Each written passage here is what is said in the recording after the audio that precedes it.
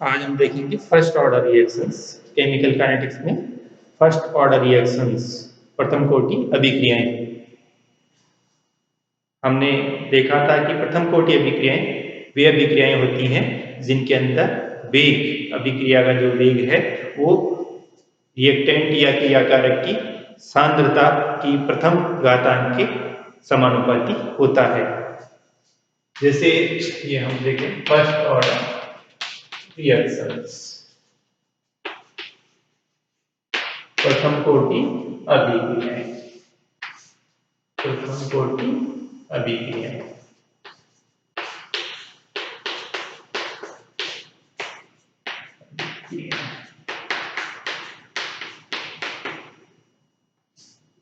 ये वाली, जैसे कोई रिएक्शन है, ए से प्रोडक्ट बन रहा है, उत्पाद बन रहा है, ए से उत्पाद बन रहा है। तो इस जो अभिक्रिया का वेग है या रेट है इस अभिक्रिया का, उसको हम ऐसे दिखा सकते हैं, ए की कंसंट्रेशन को हम यहां ब्रैकेट में रिप्रेजेंट करें और वो अगर इस तरह से इसकी जो रेट है वो इस तरह से दिखाएं। इस अभिक्रिया का जो वेग है, ये हम वेग को रिप्रेजेंट करते हैं, ये रिएक्टेंट की कंसंट्रेशन है, इसकी पावर 1 है। तो अगर इसके प्रोपोर्शनल है तो ये फर्स्ट ऑर्डर रिएक्शन है, ये फर्स्ट ऑर्डर रिएक्शन है।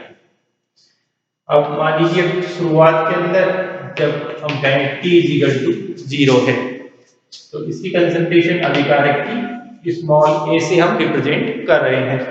शुरू में तो यहाँ इसकी कंसंट्रेशन तो 0 होगी प्रोडक्ट की, तो अब टाइम t पर मान लीजिए इसकी कंसंट्रेशन a-x रह जाती है।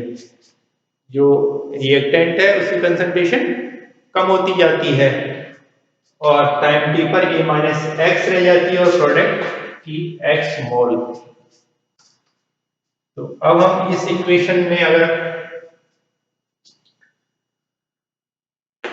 इस तरह से लिखें, टाइम t के ऊपर अभिकारक की जो सांद्रता है a-x है अपॉन dt, ये प्रोपोर्शनल a-x। इस तरह से इसको हम सोल्व करें, देखिए ये dx अपॉन dt, इसको सोल्व करने पर ये रहेगा। a तो कांस्टेंट है, इसलिए जब भी हम कांस्टेंट का अवकलन करते हैं, डिफरेंशिएट करते हैं, तो वो 0 के बराबर आता है। इसलिए ये जो है ये dx अपॉन dt लिखा जा सकता है और ये dx अपॉन dt यानी अभिक्रिया का जो वेग है यानी अभिक्रिया की जो रेट है वो प्रोपोर्शनल किसकी हुई, यहाँ a-x। a-x क्या है, टाइम t पर अभिकारक की कंसंट्रेशन। तो इस तरह से हम ये इक्वेशन फर्स्ट ऑर्डर रिएक्शन के लिए ऐसा लिख सकते हैं। अब dx अपॉन dt अगर हम इक्वल का निशान लगाएं तो कोई कांस्टेंट यूज करते हैं, k1 a-x। k1 rate constant है, या हमने k के साथ 1 और लगा दिया, ये इंडिकेट करता है कि ये फर्स्ट ऑर्डर रिएक्शन के लिए रेट कांस्टेंट है। k1 is rate constant. और एक नाम और हमने इसका बताया था, specific reaction rate. Specific reaction rate, rate constant भी कह सकते हैं, ये भी कह सकते हैं स्पेसिफिक रिएक्शन रेट। तो ये इक्वेशन हमें फर्स्ट ऑर्डर के लिए प्राप्त हो रही है। फर्स्ट ऑर्डर के लिए ये जो इक्वेशन है ये अवकलित वेग समीकरण कहलाती है, differential rate equation for first order reaction. Differential rate equation for first order reaction, अवकलित वेग समीकरण, हिंदी में इसको अवकलित वेग समीकरण कहेंगे। तो ये है प्रथम कोटि अभिक्रिया के लिए अवकलित वेग समीकरण, डिफरेंशियल रेट इक्वेशन। अब हम समझ गए होंगे कि फर्स्ट ऑर्डर रिएक्शंस क्या होती हैं और उनके लिए डिफरेंशियल रेट इक्वेशन इस तरह से ज्ञात करते हैं। अब हम देखते हैं integrated rate equation. First order reaction के लिए इंटीग्रेटेड रेट इक्वेशन, समाकलित वेग समीकरण। समाकलित वेग समीकरण इसी इक्वेशन को इसका समाकलन करने से प्राप्त हो जाता है। देखिए डिफरेंशियल रेट इक्वेशन हमने अभी क्या लिखी है, dx upon dt is equal to a1 a minus x।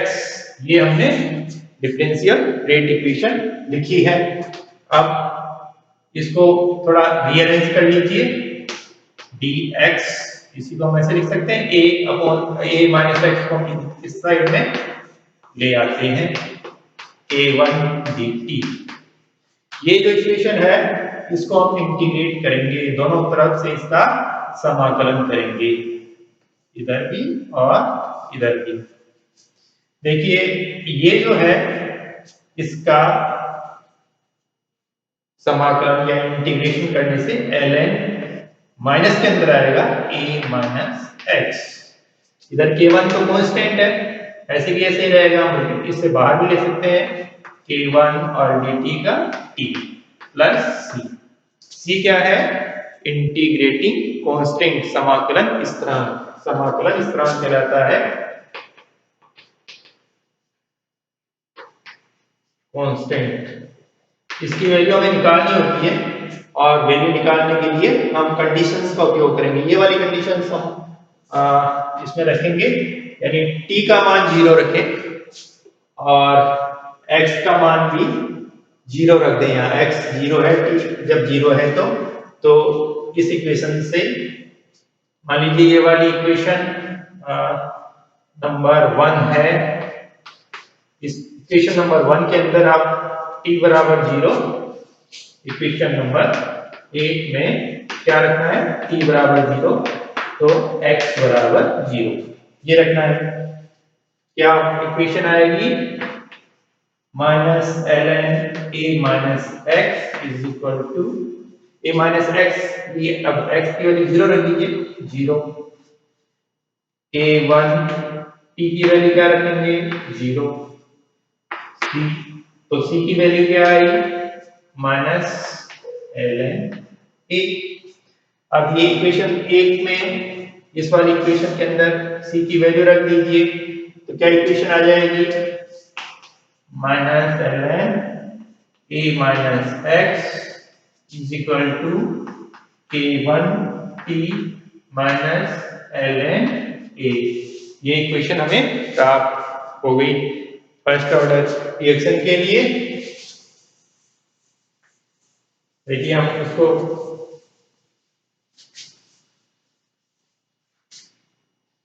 यहां लिख रहे हैं,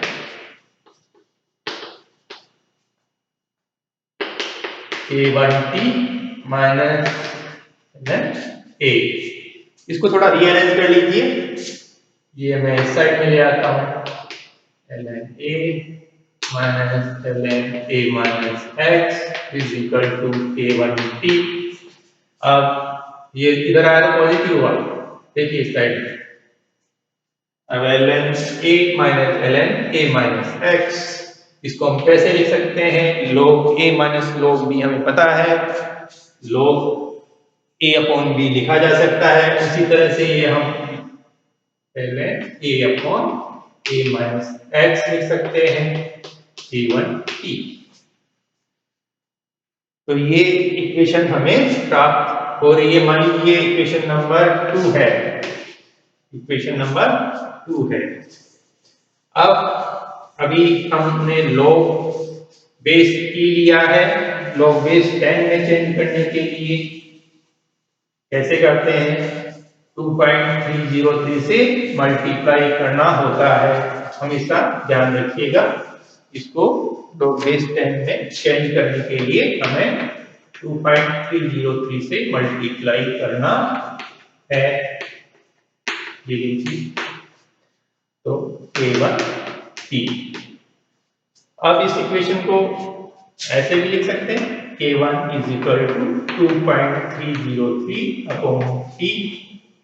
देखिए T इधर ले आए हम, इसके नीचे आ गया log, ये बेस 10 में हो गया A upon A minus H। ये इक्वेशन आ गई।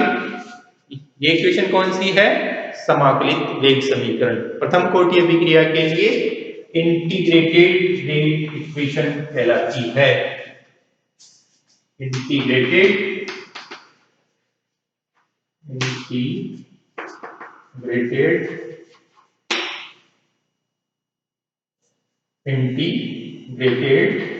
वेग इक्वेशन, समाकलित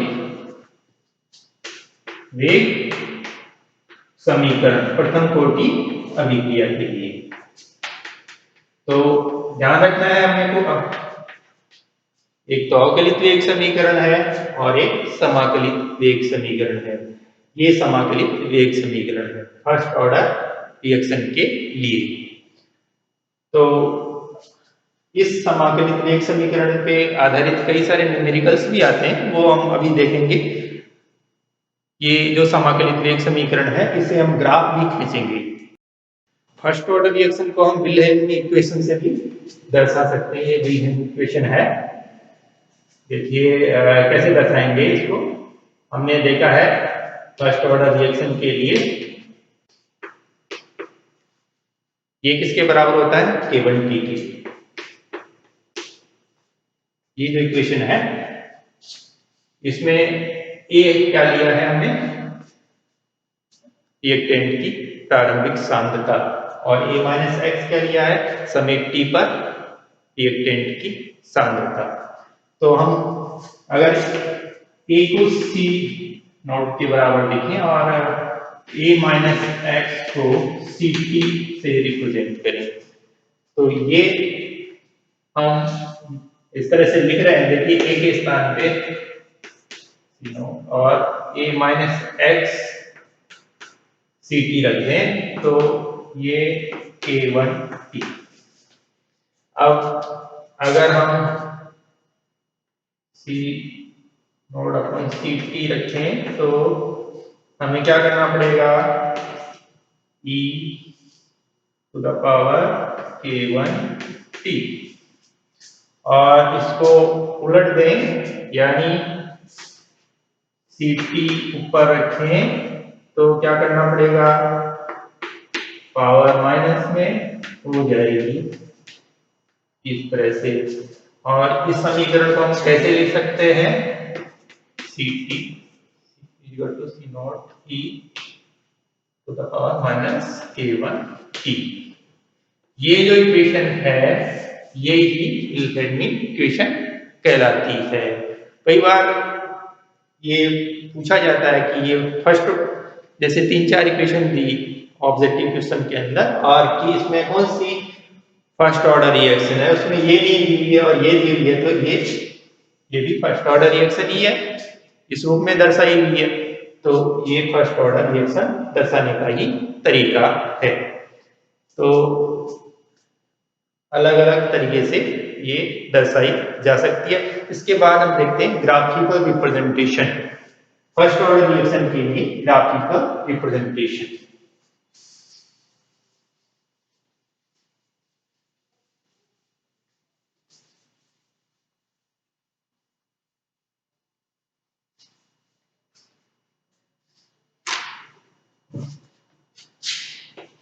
ग्राफिकल रिप्रेजेंटेशन यानी हम ग्राफ से या आरेख से फर्स्ट ऑर्डर रिएक्शन को कैसे दर्शाएंगे। अब जैसे ये है integrated rate equation first order के लिए, तो अगर हमसे ये कहा जाता है कि ग्राफ खींचिए log बेस 10 और A upon A minus x और T टाइम के बीच, देखिए ग्राफ कैसा आएगा। इसको आप ऐसा करिए, थोड़ा सा रीअरेंज कर लीजिएगा जिससे आपको स्पष्ट हो जाएगा। देखिए ये जो इक्वेशन है ऊपर वाली, इसको मैं ऐसे लिख रहा हूं,